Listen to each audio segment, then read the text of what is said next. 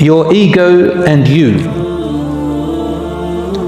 And inshallah this evening I'm going to talk about the definition and explanation and signs of ego. What is it?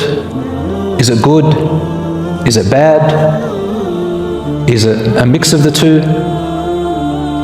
How to catch yourself? What are its dangers? What are its benefits? How does it occur? I'm going to give you some signs for you to reflect on yourself and myself. Then the second part, I want to move to a bigger topic which results from unhealthy ego, and that is called kibr.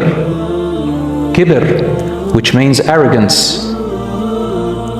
These are two topics I want to revolve around inshallah and bring it home to see how it's affecting us in our lives, whether it's in your relationships, yourself, your friends on social media, with your family, and with your deen and your da'wah. When you teach people about Islam, when you correct people, when we are as a community, how ego and arrogance can ruin a person's entire actions and deeds and efforts and render them void in the hereafter, walayadu billah, and destroy your credibility and your self-esteem, your reputation and your importance in the community. So we're going to learn about how to raise your self-esteem tonight, how to guard your importance, and how to be motivated without needing to resort to the ego and to arrogance, and how to ensure that our relationships, our deen, our practices are safe in this world and also in the hereafter. I'll begin first of all by defining the word ego, an English word that comes from a Latin meaning I or me, myself, or I. Have you ever seen someone who talks about himself or herself big, or acts as if the entire universe revolves around them and they're the center? You call them, he's a big head. Sometimes we say he's full of himself or herself. Thinks that the universe revolves around them and everything's about them. We've all come across these types of people, and possibly we have been that nuisance to other people too.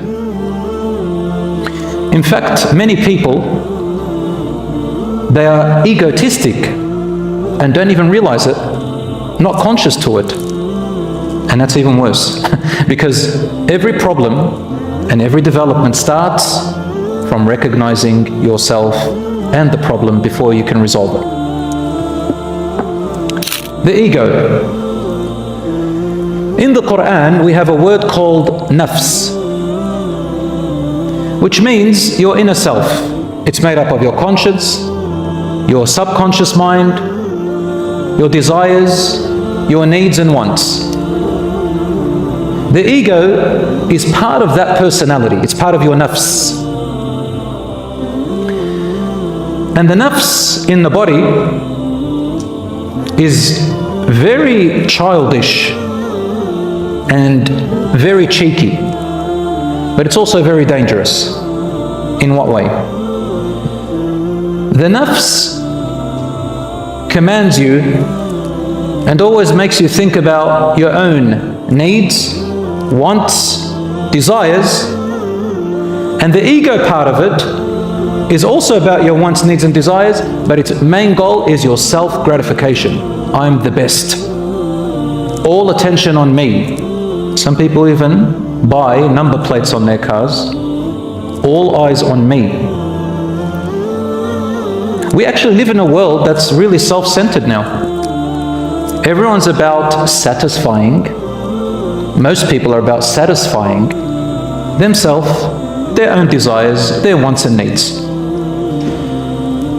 The ego and the nafs is dangerous if you obey it.